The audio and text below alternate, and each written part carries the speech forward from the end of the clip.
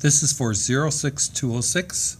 So that is for the AMS that's going to be on Wednesday, February 22nd. Our first one says 20 families were surveyed about the number of children in their family. The data collected is summarized below. So we have a table, children per family, so 0 to 6, and then the number of families for each one. Our assignment is to graph the data on a line plot. So we're going to take the data in this table and put it on a line plot. So a line plot is basically just a number line, and we have, for the children per family, we have 0 through 6. So we're just going to go ahead, 0, 1, 2, 3, 4, 5, 6. And then what we do is for 0 children, we have 4 families. So we simply go through and put 4 X's. For 1 family, we had 3.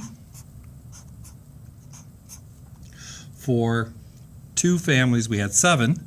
So 1, 2, 3, 4, 5, 6, 7. And I really should have made these all the same height so we could compare them easily. For 3, we only have 2. For 4, we have 3. For 5, we have 0, so I'm not going to put anything there. And for 6, we just have 1. So all we're going to do is, above 0, we put 4 X's, above 1, 3, above 2, 7, above 3, 2. So we just put the number there are. So then this would be, for instance, children per family.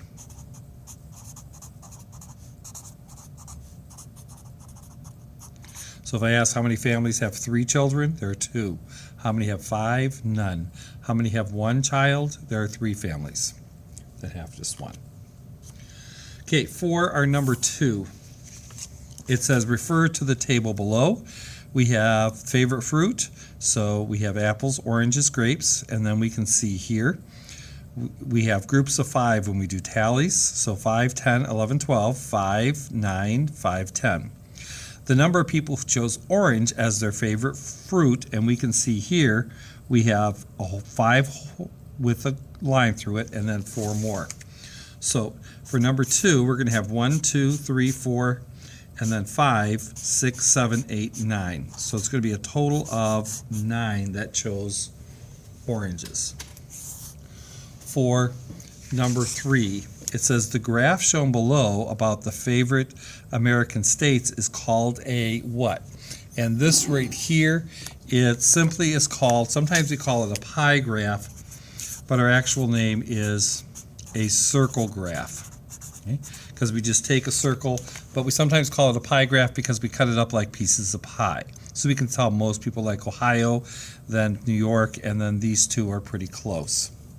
Okay? For number 4, they actually tell us here, use the circle graph. So we have a circle graph here, and we're going to answer the question below. So we can see this is the baker's family budget, and we can see music, clothing, food, transportation, taxes, medical, housing. And each of those has a percentage of what they spend. So it says, in which category did the baker spend the greatest percentage of their budget? Number 1 is food. So for this, for number 4, number 1 was food. And if we take a look here, we can see food is going to be 20%. Okay. Number 2 is housing and clothing combined. So we have housing plus clothing.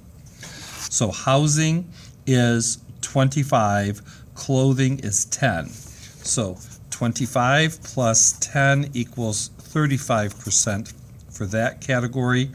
And category 3, transportation and taxes. Transportation is 15%, taxes is 15%. So we're going to add those two to get 30%. So then our question is, in which categories did they spend the greatest percentage? The greatest percentage would be right here, which is going to be housing and clothing combined. That's where they spent the most money. Number 5. A scatter plot is used to illustrate And a scatter plot is simply when we take and we have a bunch of dots, and they look like they're scattered all around. It's not nice and neat like our other ones. And what they really illustrate is the relation